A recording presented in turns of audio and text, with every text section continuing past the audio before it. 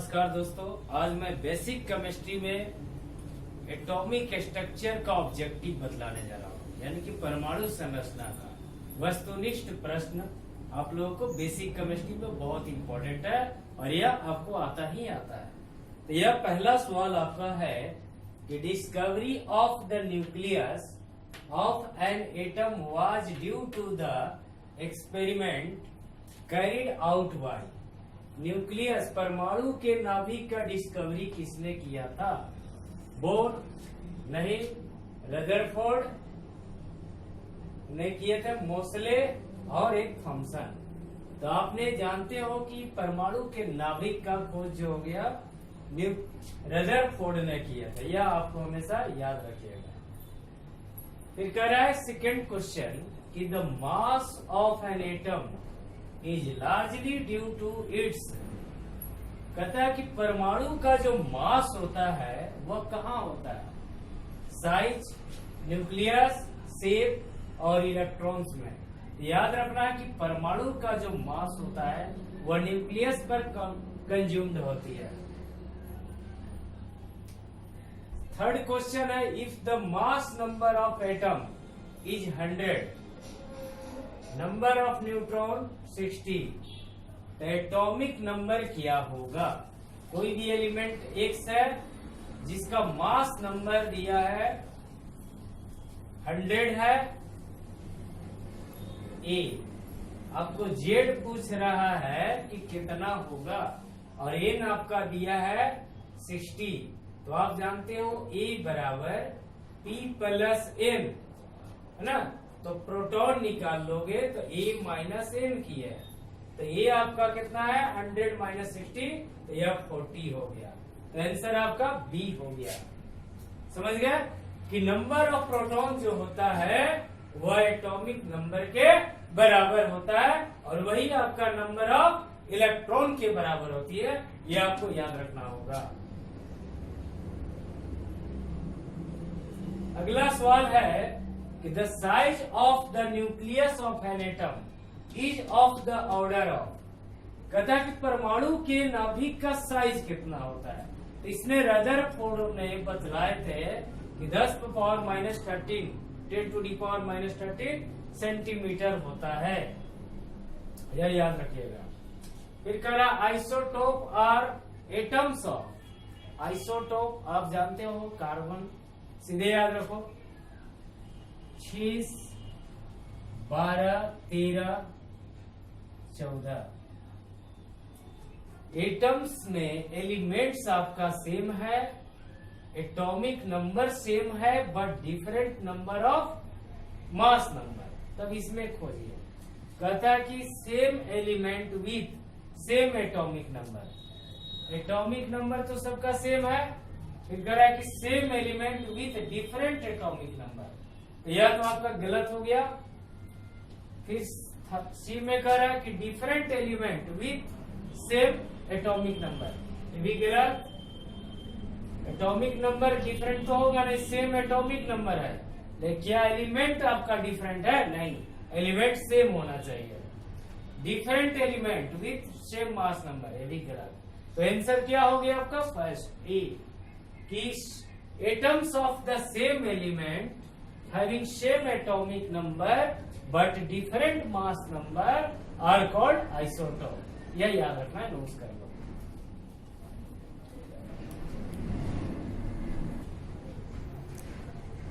अब आप question number 6 देख सकते हो।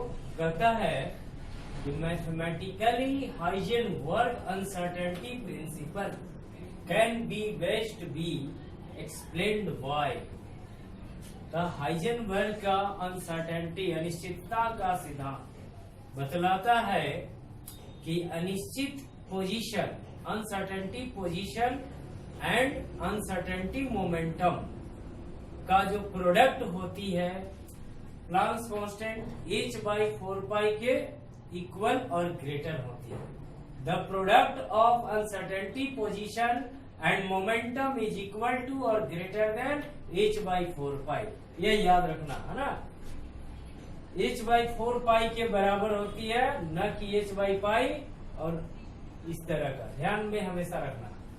फिर कह रहा है कि the total number of electron in principle energy, पहली कक्षा सेल डिजाइंड बाय, तो आप लोग बोर ब्यूरी स्कीम, आप लोग नील बोर के मॉडल में पढ़े होंगे कि बोर ब्यूरी स्कीम ने maximum number of electron 2n² formula के द्वारा निकालते हैं। यह आपका 2n है, ये नहीं हुआ, n+1 ये भी ना होगा, n² नहीं, तो यह 2n² के द्वारा नंबर ऑफ इलेक्ट्रॉन ज्ञात की जाती है। फिर कह रहा है कि the quantum number which is determine shape of the orbital, shape जो होता है क्वांटम नंबर 4 प्रकार, प्रिंसिपल, एजीमुथल, मैग्नेटिक और स्पिन। प्रिंसिपल के द्वारा number of orbit, energy, velocity ये सब निकाली जाती है। यहाँ पर शेप जो होता है एजीमुथल क्वांटम नंबर के द्वारा, जिसे L से रिप्रेजेंट करते हैं, और तो हमारा शेप जो हो गया एजीमुथल क्वांटम नंबर के द्वारा शेप किसी भी एटम का ऑर्बिटल का ज्ञात किया जाता है। इसका स्फेरिकल, P का डम्बेल, D का डबल डम्बेल और F कॉम्प्लिकेटेड जटिल होता है, कंफ्यूज कर सकते हो। अब यहाँ पर क्वेश्चन नंबर 9 की बात आती है आपको, कहता है electronic configuration of an element 1s², 2s², 2p5, the total number of electron 5 और 4 9 हो गया, 9 इलेक्ट्रॉन है आपके पास। तो यह अनपेयर इलेक्ट्रॉनिक कन्फिग्रेशन, जिसमें the number of unpaired electron, unpair करेंगे तो यह पेयर में हो गया, भी पेयर में हो गया, और इसमें 2, जब p के बात करते हो तो 3 बॉक्स आती है, जिसमें 5 इलेक्ट्रॉन 1 2 3 4 5, तो अनपेयर्ड कितने इलेक्ट्रॉन हुआ, एक ही होना, यह आंसर आपका डी हो गया, ध्यान में रखना। अब आप क्वेश्चन देख लो, the shape is associated with the orbital designed by, shape क्या होगा, यह आपका सेकंड ऑर्बिट में आ गया, और एल जो हो गया, जब एल का वैल्यू याद रखना, एल आपका 1 2 3 4 होता है, और एल जो होता है 0 1 2 3, यह एस और यह पी, यह डी और यह एफ को बतलाती है डिजाइन को।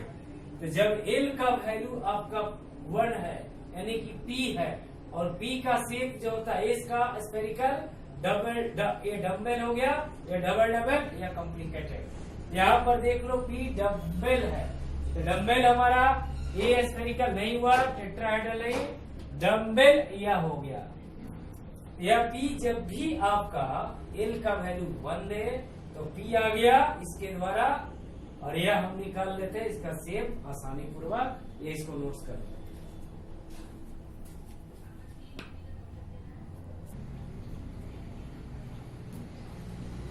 अब आप क्वेश्चन नंबर 11 देख सकते हो। 11 में क्वेश्चन आपको बता रही है कि the presence of 3 unpaired electron, 3 unpaired electron in the ground state of nitrogen atom. तो नाइट्रोजन का ग्राउंड स्टेट में अनपेयर्ड इलेक्ट्रॉन को एक्सप्लेन किसने किया? पहला दिया पॉली एक्सक्लूजन, बी में हुंड्स रूल, सी में बाउ प्रिंसिपल और डी में अनसर्टेनिटी प्रिंसिपल। हुंड ने बतला है कि 2 मैक्सिमम इलेक्ट्रॉन जो होते हैं अपोजिट स्पिन में, एक क्लॉकवाइज में मूव करता है तो सेकंड एंटी क्लॉकवाइज में होता है। तो नाइट्रोजन जो हो गया वह हमारा हुंड्स रूल का 3 अनपेयर्ड इलेक्ट्रॉन है उसमें, तो उसको हुंड रूल ने एक्सप्लेन किया था। अगला क्वेश्चन 12 आ रही है कि electronic configuration of neon. Neon जो होता है कितने एटॉमिक नंबर होती है? नियोन जो होता है उसका एटॉमिक नंबर 10 होता है।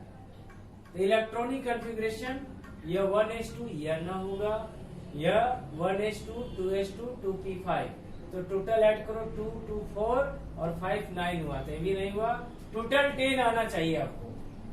2 2 4 4 8, ये भी ना हुआ, तो हुआ 2 2 4 और 6 10 हो गया। यह हमारा नियोन का electronic configuration 1s2 2s2 2p6 हुआ। अब सवाल है 13 में कि electronic configuration of element with atomic number 26 है।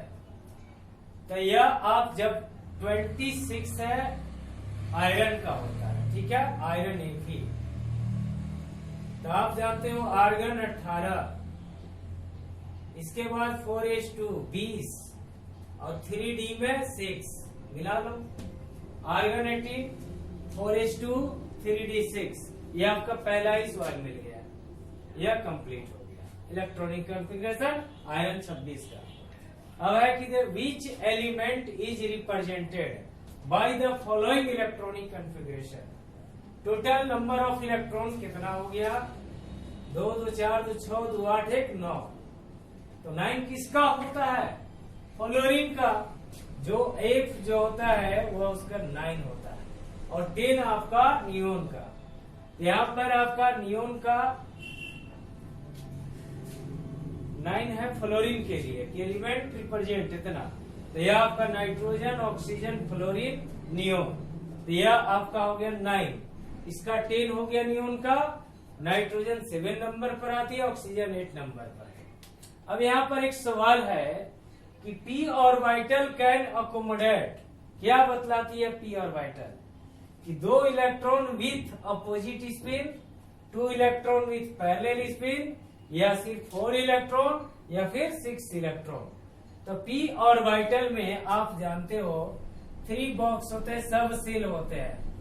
और यह जो होता है पहले क्लॉकवाइज और फिर एंटी क्लॉकवाइज में मूव कराते हैं। तो 2 ऑर्बिटल विथ अपोजिट स्पिन, सब में देख रहे हो 2 इलेक्ट्रॉन है अपोजिट स्पिन में। आंसर ए, इसको नोट्स कर दो।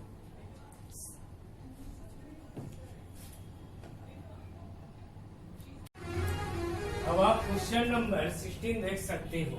देखो कह रहा है कि न्यूट्रॉन वाज डिस्कवर्ड बाय। यह तो 9th क्लास के बच्चा ही बतला देता है कि न्यूट्रॉन की खोज जेम्स चैडविक ने किया था। यह आंसर आपका जे थॉमसन दिया है। बी में चैडविक, रदरफोर्ड सी में और डी में प्रिस्टली। तो याद रखना कि न्यूट्रॉन का खोज जेम्स चैडविक ने किया था। फिर सवाल है कि n जब आपका 3 हो तो l का वैल्यू क्या होता है? तो आप जानते हो कि l बराबर 2n + 1 होता है। तो n का वैल्यू आपका दिया है 3, तो 6 और 1 7 हो गया, तो 7 हो गया। जो आपका क्या होगा? A में दिया है 0, B में 0 1 दिया है, यह 0 1 और 2 दिया है, और D में दिया है -2 -1 और 0 दिया है। तो यह जो आपका n का वैल्यू n बराबर s मान लो। अगर यह आपका 3s, ये भी हो सकता है 1s 2s 3s भी हो सकता है। तो यह 3s में जाएगा। 7 जब आएंगे इलेक्ट्रॉन की संख्या, तो यह s आ गया। तो s का वैल्यू अभी हमने शुरुआती में बताया कि जब s होगा l का वैल्यू, तो यह आपका 0 हो जाएगा, ध्यान में रखना। फिर कह रहा है कि 18 में orbital diagram in which aufbau principle is violated is. तो कौन सा ऑर्बिटल डायग्राम है जिसमें अबव का सिद्धांत जो है वायलेटेड है? ए में दिया है कि जब 2 एरो एक ही डायरेक्शन में हो, तो यह तो गलत हुआ। फिर कह रहा है कि जब 2 इलेक्ट्रॉन अपोजिट डायरेक्शन में हो, फिर यह एस के लिए हो गया, और यह पी में 3 सबसे एक इलेक्ट्रॉन पहले बढ़ते हैं, यह तो सही लग रही है। फिर कह रहा है कि 2 अपोजिट स्पिन में है, फिर यह आपका 4 इलेक्ट्रॉन पी में है, तो पहले एक को भरा फिर एक नीचे, ठीक है।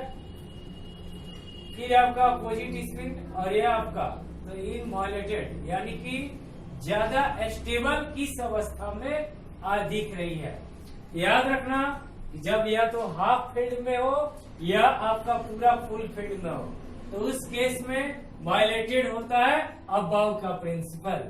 तो यह आपका स्टेबल अवस्था में, इसलिए आंसर बी हो गया। फिर क्वेश्चन नंबर कह रहा है कि 19 में which of the following orbital has a dumbbell shape, किस ऑर्बिटल का जो शेप होगा वह आपका डम्बल होता है। तो आप जानते हो कि ये spherical, P dumbbell, D double dumbbell और एफ कॉम्प्लिकेटेड। तो आपका पी नजर आ रही है, सही हुआ आंसर बी। अब है last question, the electronic configuration of an atom can be defined by. Electronic configuration किनके द्वारा दिया गया? अबव के प्रिंसिपल के द्वारा दिया गया, सही है। फिर आपका हुंड ने अपोजिट स्पिन में बदलाया है, फिर पॉली ने भी बदलाया है, यानी कि ऑल ऑफ देम आंसर हो जाएगा। या Hund rule, aufbau principle, Pauli exclusion principle, सभी के द्वारा किसी भी परमाणु का इलेक्ट्रॉनिक विन्यास दिया जाता है। या समझ गए, परमाणु संरचना का सारा ऑब्जेक्टिव स्पष्ट हो गया होगा। मिलते हैं नेक्स्ट वीडियो के अंतर्गत।